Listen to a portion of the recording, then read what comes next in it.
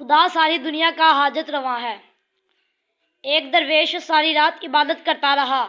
صبح ہوئی تو اس نے دعا کے لیے ہاتھ اٹھائے اور اپنی حاجت اپنے رب سے بیان کرنے لگا۔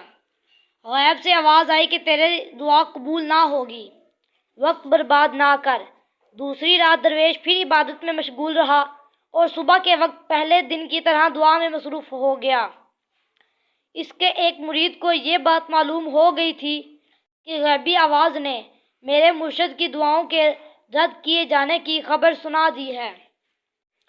وہ درویش کو دعا میں مصروف دیکھ کر بولا، جب آپ کو معلوم ہو چکا ہے کہ دعا قبول نہ ہوگی تو پھر کیوں مشقت اٹھاتے ہو؟ درویش نے مرید کی یہ بات سنی تو آنکھوں سے اشک رواں ہو گئے۔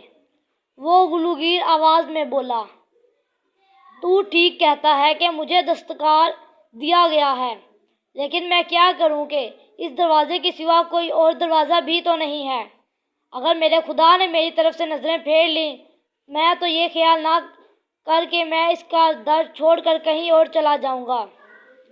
میرا تو اور کوئی ٹھکانہ ہی نہیں۔